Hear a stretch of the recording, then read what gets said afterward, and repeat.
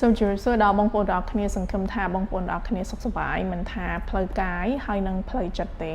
ខ្ញុំមានសំណួរមួយចង់សួរបងប្អូនទាំងអស់គ្នាថាតើអ្វីទៅគឺជាគុណតម្លៃរបស់មនុស្សម្នាក់ៗ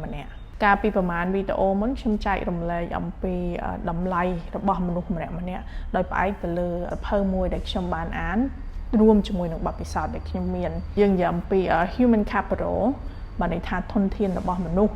ឬក៏តើយើងមានតម្លៃរបស់យើងនឹងវាវាស់វែងទៅលើកត្តាអីខ្លះដែលខ្ញុំបានលើកឡើងនឹងនៅក្នុងសភៅនឹងគេនិយាយអំពីចំណេះជំនាញដែលយើងមាននៅក្នុងខ្លួនទាំងអស់ហ្នឹងគឺជាតម្លៃរបស់យើងដែលធ្វើអាចឲ្យតម្លៃរបស់យើងច្រើនឬក៏តិចជាងអ្នកផ្សេងដោយឧទាហរណ៍ថាពេលយើងទៅធ្វើការនៅក្នុង1ម៉ោងបើសិនយើងមានចំណេះជំនាញច្បាស់លាស់ហើយច្រើនជាងអ្នកផ្សេង1ម៉ោងយើងអាចរកបានច្រើនជាងអ្នកដែលអត់សូវមានចំណេះជំនាញដូចយើង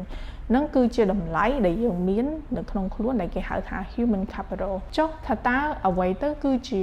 គុណតម្លៃដែលមនុស្សម្នាក់គាត់មានក្រៅតែពីតម្លៃដែលគាត់មានហ្នឹងណាខ្ញុំនឹកឃើញសុភាសិតប្រមាណ clear ហើយបូកជាមួយនឹងបទពិសោធន៍ដែលខ្ញុំមានប្រមាណថ្ងៃមុន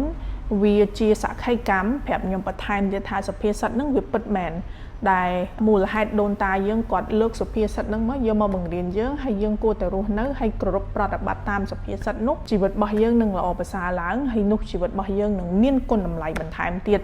ដោយសុភាសិតមួយចំនួនដែលខ្ញុំនឹកឃើញហ្នឹងទី1គឺងើយស្កកអោនដាក់គ្រាប់ទី2កុំស្លាប់ដូចពស់កុំរស់ដូចកង្កែបទី3អ្នកមានរក្សាខ្សត់ដូចសម្ពុតពាត់ពីក្រៅអ្នកប្រាជ្ញរក្សាខ្លៅដូចសំពៅពឹងសំប៉ាននេះគ្រាន់តែជាសុភាសិតតែ3ទេតែខ្ញុំគិតថាអាចមានសុភាសិតច្រើនទៀតឬក៏ដែលខ្ញុំអត់ដឹងឬក៏ខ្ញុំគិតអត់ទាន់ដល់ប៉ុន្តែយ៉ាងហោចណាស់គឺ3ហ្នឹងដែលយើងអាសាឮច្រើនជាងគេវាបង្រៀនយើងអំពីគុណតម្លៃក្នុងនាមជាមនុស្សថាយើងទាំងអស់គ្នាយើងត្រូវតែចេះមានភាពដាក់ខ្លួនកុំលើកខ្លួនយើងឲ្យខ្ពស់ជាងអ្នកផ្សេងកុំមានភាពក្អឺតក្តោមកុំគិតថាយើងរៀនសូត្របានចេះដឹងអ្នកផ្សេងមិនដល់យើងគេអត់ដឹងអីដូចយើងមិនមែនបែបហ្នឹងទេប៉ុន្តែនៅពេលដែលយើងកាន់តែលើកខ្លួនយើងឡើងយើងកាន់តែទៀបចុះប៉ុន្តែនៅពេលដែលយើងកាន់តែទៀបចុះនោះអ្នកផ្សេងនឹងលើកយើងកាន់តែខ្ពស់ឡើងខ្ញុំនឹកឃើញកាលពីបានថ្ងៃមុនណាខ្ញុំមានបទពិសោធន៍មួយហើយវាធ្វើឲ្យខ្ញុំសប្បាយចិត្តបងប្អូនខ្ញុំមានអារម្មណ៍ថាអ្វីដែលខ្ញុំប្រឹងប្រតិបត្តិធ្វើហើយចំណេះដឹងដែលខ្ញុំរៀនយកមកវាអត់ប្រយោជន៍ព្រោះអីវាជួយខ្ញុំឲ្យខ្លាចទៅជាមនុស្សម្នាក់ដែលមានគុណតម្លៃបន្ថែមទៀតនៅក្នុងការរស់នៅជាមួយនឹងអ្នកផ្សេងប្រហែលថ្ងៃមុនហ្នឹងខ្ញុំបានទៅចូលរួមការប្រជុំលក្ខណៈសាសនាតែប៉ុន្តែខ្ញុំគឺជាគ្រឹះសាសនាហើយប្រហែលវីដេអូខ្លះខ្ញុំអាចលើកឡើងមិនតិចបន្តួចដែរអញ្ចឹងខ្ញុំគឺជាគ្រឹះសាសនាហើយរាល់សប្តាហ៍ភាគច្រើនថ្ងៃអាទិត្យខ្ញុំទៅប្រជុំនៅក្នុងសាសនាហ្នឹងដោយសារខ្ញុំទៅតែរៀនចប់មកវិញហើយខ្ញុំខានជួបចាស់មួយចំនួនយូរហើយនៅកន្លែងហ្នឹងពីព្រោះការខ្ញុំទៅរៀនចប់ទី12ភ្លាមខ្ញុំបានការងារជាអ្នកបកប្រែភាសាអង់គ្លេសឲ្យប្តីប្រពន្ធចំណាស់មកគូដែលគាត់អាយុ60ឆ្នាំជាងហើយគាត់មកស្ម័គ្រចិត្តធ្វើការងារនៅក្នុងសាសនារបស់គាត់អញ្ចឹងណាប៉ុន្តែគាត់អត់ចេះភាសាខ្មែរយើងគាត់ត្រូវការអ្នកដែលចេះខ្មែរហើយចេះអង់គ្លេសជួយបកប្រែគាត់នៅពេលដែលគាត់ទៅធ្វើការមិនថាវឹកវើគេឬក៏គាត់ត្រូវទៅដើរផ្សារឬក៏អីអញ្ចឹងបានន័យថាយើងនៅជាមួយគាត់គ្រប់ពេលវេលានៅពេលដែលគាត់ចេញទៅខាងក្រៅហើយប្រស័យតាក់ទងជាមួយមនុស្សអញ្ចឹងយើងគឺជាមាត់ជាភ្នែកជាច្រមុះឲ្យគាត់ហើយស្រាប់តែខ្ញុំទៅជួបអ៊ំនឹងអញ្ចឹងទៅខ្ញុំជំរាបសួរគាត់សួរសុខទុក្ខគាត់នឹកកលឹកយើងក៏នឹកកលឹកគាត់ហើយមានអ៊ំភាគច្រើនគាត់យើងលើកដៃសំពះគាត់យើងនៅតែគ្រប់គាត់អញ្ចឹងណាយើងឲ្យតម្លៃពីព្រោះអីគាត់គឺជាចាស់ទុំហើយជាអ្នកដែលយើងស្គាល់គាត់ភាគច្រើនគាត់ទៅសើខ្ញុំថាអូយអរគុណណាស់ដែលក្មួយឯងនៅតែមកឲ្យនំតូនជាមួយអ៊ំបង្ហាញការគោរពឲ្យតម្លៃអ៊ំជាមនុស្សចាស់ទោះបីជាក្មួយឯងរៀនសូត្របានច្រើនប៉ុន្តែក្មួយឯងនៅតែឲ្យតម្លៃអ៊ំសប្បាយចិត្តហើយអ៊ំអរគុណហើយមានមីងម្នាក់ពេលដែលចប់ខ្ញុំចុះមកក្រោមទៅគាត់ទីដៃខ្ញុំមកនិយាយជាមួយហើយក៏គាត់និយាយថាក្មួយឯងប្រហែលជាអត់ដែរដឹងទេថាមូលហេតុអីមីងនៅនឹងហងៃក្មួយឯងអត់ដឹងទេថាខ្លួនឯងបានចេះអតិពលល្អអីខ្លះដល់មីងអញ្ចឹងណាអញ្ចឹងទៅខ្ញុំថាអត់ដឹងមែនមីងដោយសារមីងអត់ដែរប្រាប់ខ្ញុំអញ្ចឹងខ្ញុំមិនដឹងគាត់ក៏ប្រាប់ខ្ញុំថាអូ ai đăng ấy ta cho nó khôi anh nơi stir về để đào cho mùi ta dây nâng đào bộ trái á đời sao mình nó quát cư chi nè lụa ảo từ chục nộp xa hay có chẳng tới có tháo mình tam sẽ kết mơ khôi anh du khẽ đai về để đào mùi ta dây nâng á khơi khôi anh tập xa mùi quát bộ phẻ ấy quát hay mình tập xa mình tập xa thằng thẳng khơi khmến bàn tay trái phía xa trái ấy nó tập xa mùi hái bàn tay có thẳng sẽ kết mơ du tới tập xa thầm mình nước nắng miền là tại cho là o miền ấy chẳng á có tha tầm mồm tập quạt đạch chặt đầm bay mà xua nhóm chẳng cóสังเกต dương hiện dù đại hay nhóm trăm tha nóไป đại nhóm chụp quạt lực thì mùi nó quạt mà chụp vậy ấy mùi nhóm khác hay nhóm có phẹp quạt đai thay nhóm trăm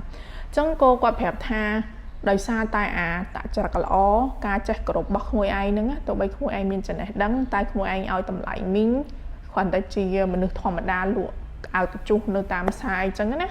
hay chẳng tới có tha thôi có ngò tha hay đấy mình được nó miên sao là thoa là chạy cột chặt tôm chẳng tới có tha đời xa ta cầm rượu bao nhiêu nó có sầm nhảy chất mà còn lại nó nằm bay hiện số hay pla prai khuôn anh ở bàn chưa mình đúng và xa trong môn hay có tha mình thầm tại bên nắng quạt có tha có lực tắc chất ở côn sấy quạt phẳng phải hiện số hay vô cùng rượu tam dương hay đời có trong tha có trong ở côn sấy bao quạt được nhom đài nó bây giờ nhom lưu bạc nó nhom nhập ao vụ ấy du nam ấy nhom ăn đăng men hay mình đăng tha nó ngay không em đại đăng ngay tò mình prap bằng khoản thảo vậy để mình trong phải ta còn là sẽ các một phép tôi từng ở nâng bọc muối cứ chưa cùng đủ lo đo miếng giờ plak bẻ miếng rồi khai tới chưa mình đúng môi sen tiết hay có chui rồi côn bọc miếng phần phải hiện số hay vô cùng đủ 8 khối anh chẳng vì thôi nhom kịch đo sập phía sắt nó hay vì bạch so bạch chạm hẻm nhom tha sập phía sắt nó vì thầm thở men hay vì chia cũng muốn chụp tại nhom mà chơi game luôn nơi 8 nè mình tha nhom tại đó ti ná nhom ở đài chặt tóc tha luôn nhóm cứ chưa mình lúc đại trai chưa nẹp xe nhom hiện cho mình đứt mau bị khéo sọc anh ná khi mình nói trai đó nhóm khi mà đài mình cầm đứt bạp nắng hay nó phải được xong sai tại tông mùi mình lúc khi trai ao group ao đầm lại quát lực đai sập bẹt quát vậy đợi bị xong rồi mình cặp kề giá được bia là bị phụ ấy sầm rạp nhóm mình lúc đại nơi trung bình khuôn nhóm tiền kia miền ở vậy mà giang đại nhóm ắt miến mình lúc đại nơi trung bình khuôn nhóm tiền sật tại chiều cú đại ai bằng riêng trong riêng ấy mùi bán đại trong ắt ai từ riêng nơi cái nạp sen rồi còn mình ai xoay họ mê riêng tầng nâng đại khuôn anh bán ấy percent bài trong mình miền ca và sai tại tàu mỗi bộ quán này cứ chiều cô cùng đặt tại trong miền á bông bông thấy trăm tha con đầm lại bao nhiêu á thật nở lứa nở pe đại dương che ao đầm lại nè đọt tới đại dương cổ rụp kế dương miền cặp kế giá o cho mỗi kế dương che phở bịa sầm đầy tôn phun mình mẹn dương uất áng dương mơ nghi nè đọt tới hay cơ tha nè đọt tới nâng kê mình tỏ dương miền tây dương nghe đại chạy percent bao dương miền tại cho đặc bạn nâng được nhom chạy mình chân dương chi dương lược luôn dương ở cái chân kế á tầm lại con đầm lại bao nhiêu nâng thẹn tam nâng cái này dùng chi diêm lược luôn dương can đặc kháng con đầm lại bao nhiêu nâng thẹn cho can đặc kháng hết mình là nào mà nè cái ao đầm lại dương nghe np đại dương miền tại cho đặc bạn nâng trong tất nhung nó khơi đo sập hơi mùi nè ở đài phía trên bài bông bông khác có score sập hơi nâng miền chấm nón chương tha How to Win Friends and Influence People by Dale Carnegie rồi có phía xa khám ái những bộ phép tha được biết để ai dọc nhé mất phẹ nâng trẻ tỷ bố đó nè đợt tây vì cứ chỉ sập hơ là bay muối đài mà lúc phía trên kê dọc tự án hay trong nó khơi cô ca muối đài còn giấy than percent bài dương từng óc khía dương trong ao nồn nào mà nè chập rõm lơi dương thử chưa một lúc tôi bốn kế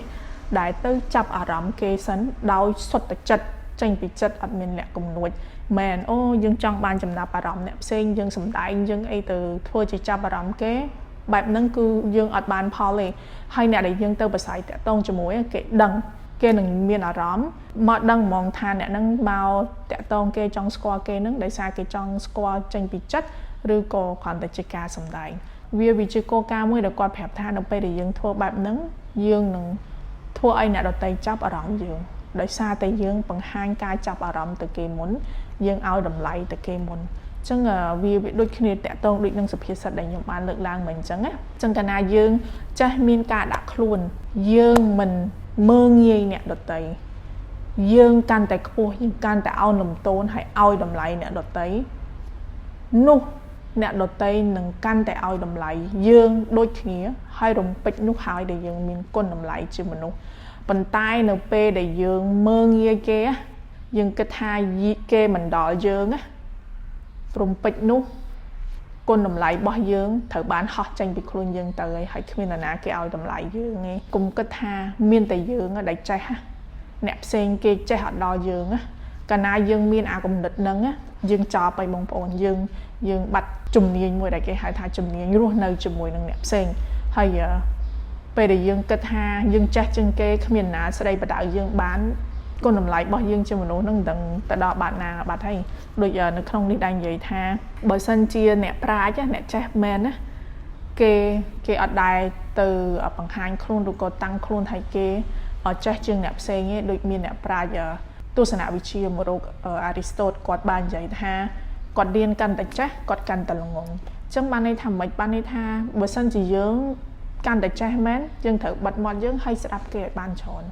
ហ្នឹងឯងគឺជាអ្វីដែលសបង្ហាញអំពីគុណតម្លៃរបស់យើងជាមនុស្សអញ្ចឹងម្ដងហើយម្ដងទៀតខ្ញុំគ្រាន់តែជាសារនៅក្នុងវីដេអូនេះសូមឲ្យបងប្អូនទាំងអស់គ្នាយកសុភាសិតនឹងទៅគិតហើយ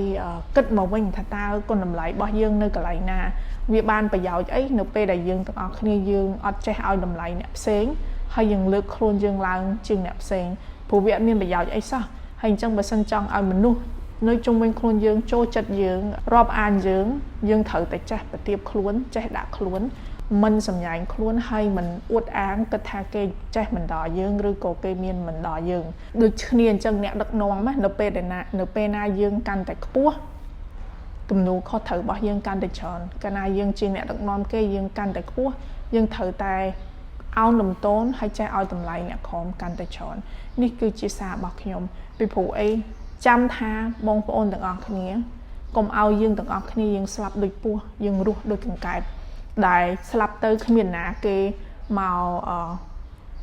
កាន់ទុកយើងហើយពេលដែលពីមុននឹងយើងស្លាប់គេបន់ឲ្យតែយើងស្លាប់ឬក៏បើសិនយើងរស់នៅដូចកង្កែបគ្មានណាចង់រាប់អានយើងព្រោះអីយើងមានចរិតបែបហ្នឹង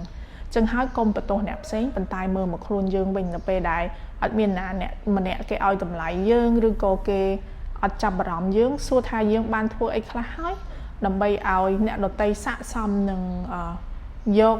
ការយកចិត្តទុកដាក់របស់គេនឹងចំណាប់អារម្មណ៍របស់គេនឹងមកចំណាយលើយើងអរគុណច្រើនបងប្អូនទាំងអស់គ្នាខ្ញុំសង្ឃឹមថានេះគឺជាវីដេអូដែលអាចផ្ដល់ជាសារមួយឲ្យបងប្អូនយកទៅគិតពិចារណាហើយប្រសិនបើបងប្អូនគិតថាវីដេអូនេះជាវីដេអូដែលល្អហើយបងប្អូនមានមតិយោបល់អីចង់បន្ថែមទៀតអាច comment នៅខាងក្រោមហើយចែករំលែកវីដេអូនេះបន្តអរគុណច្រើនបងប្អូនទាំងអស់គ្នាសម្រាប់ការទស្សនាខ្ញុំនឹងជួបបងប្អូនទាំងអស់គ្នានៅក្នុងវីដេអូក្រោយសូមជម្រាបលា